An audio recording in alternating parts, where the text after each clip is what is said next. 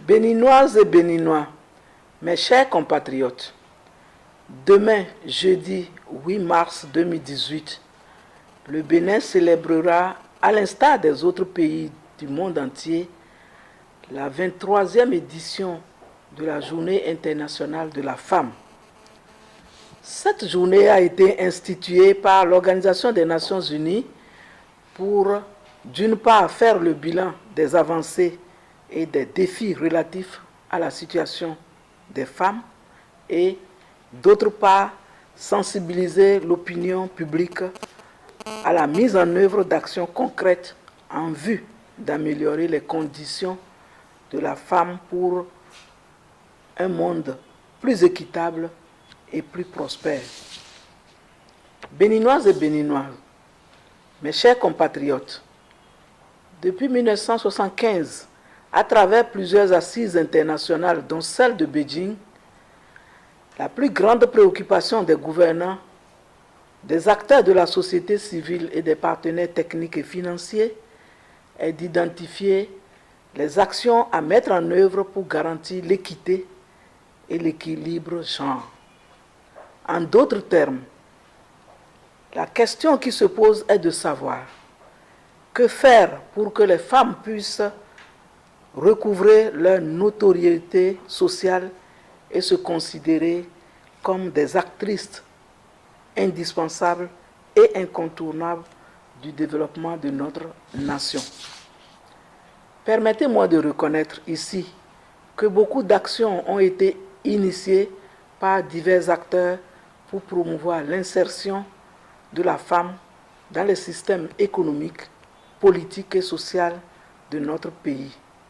Je voudrais citer dans ce registre la volonté politique affirmée au plus haut niveau de l'État par la souscription à la plupart des engagements internationaux et la ratification des conventions relatives à la promotion de la femme et du genre. La coopération avec les partenaires techniques et financiers pour des actions concertées dans le domaine de la promotion de la femme et du genre.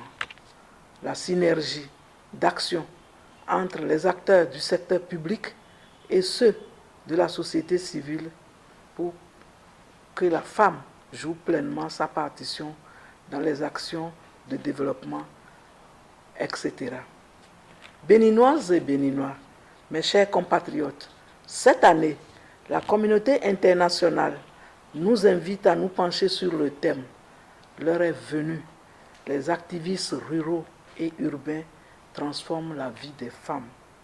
Ce thème est évocateur et s'inscrit dans le fil d'un mouvement mondial sans précédent en faveur des droits des femmes, de l'égalité et de la justice.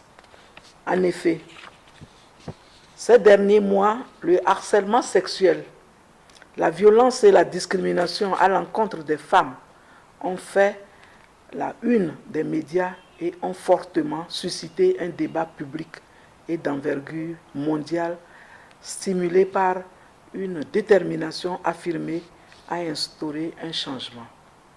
En choisissant ce thème, les Nations Unies nous invitent donc à initier des actions visant à favoriser l'autonomisation des femmes dans tous les contextes ruraux et urbains et à célébrer les activistes qui travaillent sans relâche à revendiquer les droits des femmes à réaliser leur plein potentiel. Les Nations Unies voudraient également appeler l'attention des États sur les droits et l'activisme des femmes rurales qui représentent plus d'un quart de la population mondiale et une majorité des femmes travaillant dans le secteur agricole dont la proportion dans la main-d'œuvre agricole mondiale est de 43%. Chers compatriotes, nous sommes donc invités à reconnaître qu'aujourd'hui, les femmes rurales et leurs organisations représentent un potentiel énorme pour le développement de notre pays.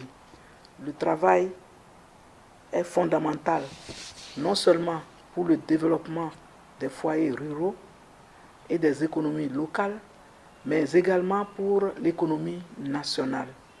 Elles représentent généralement l'essentiel de la main-d'œuvre des exploitations agricoles et ont la charge des opérations post-récolte, de manutention, de transformation et de commercialisation à petite échelle. En milieu urbain, les femmes sont de plus en plus amenées à jouer un rôle économique important grâce à leur activité commerciale, contribuant ainsi au développement. Il reste à les encourager et à les orienter vers l'entrepreneuriat féminin. En dépit de leur importante contribution au développement, les femmes en général sont victimes de discrimination, d'un manque de reconnaissance de leur travail et donc d'insécurité sous des formes diverses.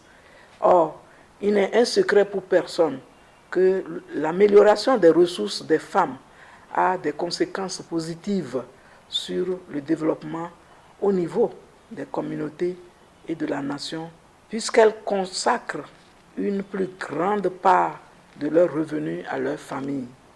Cette amélioration contribue par ailleurs à briser le cycle de la pauvreté intergénérationnelle.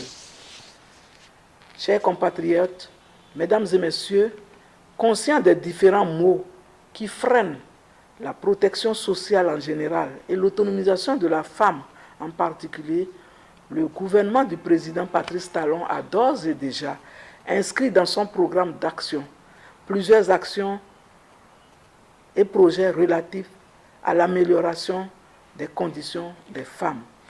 S'inscrivant dans la même logique, le ministère des Affaires sociales et de la microfinance met au cœur de son action la promotion du progrès pour tous et la contribution à l'autonomisation de la femme rurale et urbaine.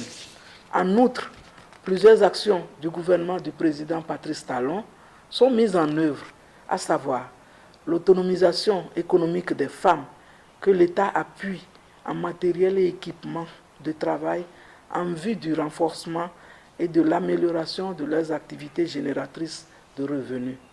La mise en place de microcrédits qui sera renforcée par la finance digitale pour réduire et maîtriser les impayés et surtout limiter et décourager les bénéficiaires de plusieurs crédits au détriment de milliers d'autres femmes en attente d'être servies au moins une fois. Le projet d'assurance pour le renforcement du capital humain qui, dans sa phase opérationnelle, garantira aux femmes des soins de santé pour leur plein épanouissement. La fourniture en eau potable dans toutes les contrées du pays pour soulager les difficultés quotidiennes que rencontrent les femmes dans ce domaine. Je voudrais inviter toute la population béninoise, les organisations de la société civile, les partenaires techniques et financiers et tous les activistes ou acteurs à méditer sur le thème national, plus de synergie d'action pour le bien-être de la femme béninoise. Mobilisons-nous, mettons nos actions ensemble, convergeons ensemble nos actions pour le bien-être de nos filles, de nos sœurs, de la femme béninoise. Soyons nombreux aux manifestations officielles de la Journée internationale de la femme qui auront lieu cette année dans la commune de Djougou. Vive la Journée internationale de la femme, vive la femme béninoise, vive le Bénin. Je vous remercie.